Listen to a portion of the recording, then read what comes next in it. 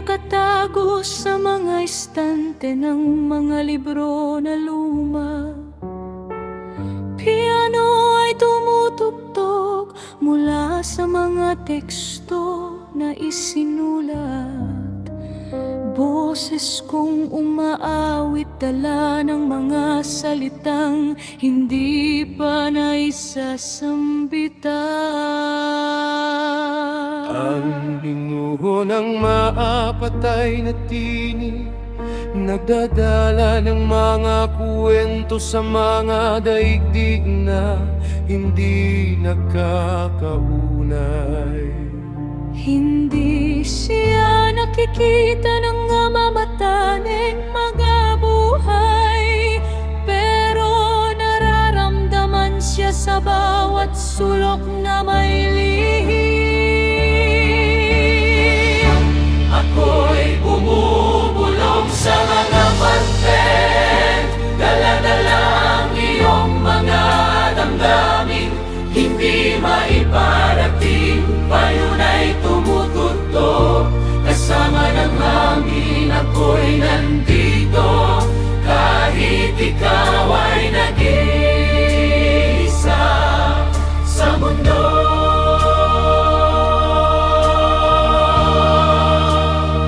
Siya ay tulay sa pagitan niyang buhay at kamatayan. Ang mga salita niya ay hindi mamamatay sa lupa, kahit nang dilim ay umusbong sa'yo. Siya ay babalik ko sa mga tala na isinulat.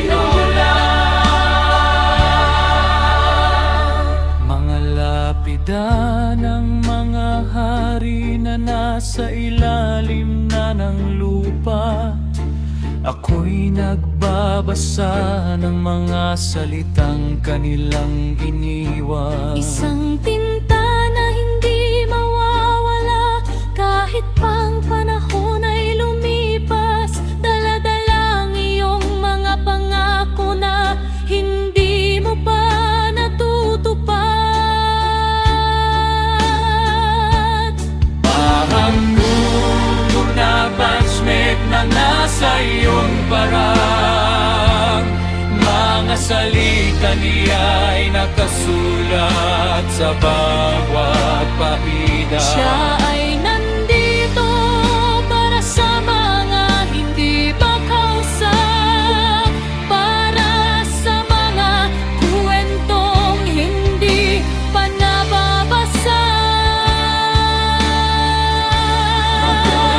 Bumubulong sa mga parchment, dala-dala ang iyong mga damdamin, hindi maiparating, ngayon ay tumutulog.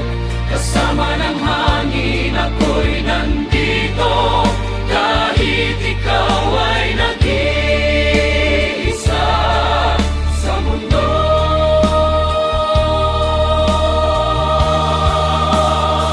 Siya ay tulay sa pagitan niyang buhay at kamatayan. Ang mga salita niya ay hindi mamamatay sa lupa, kahit nang dilim ay umusbong sa'yo. Siya ay bumalik sa mga tala na isinulat.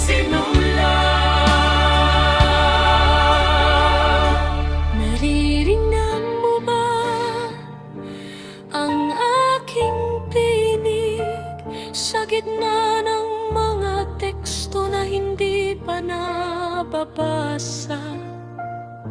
Hindi ka na mag-iisa, basta't mayroon kang mga salitang sasabihin.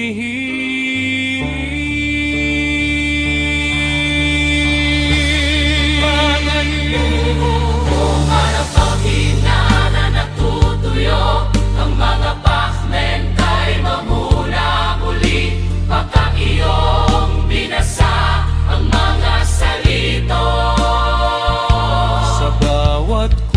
kwentong gagawin mo?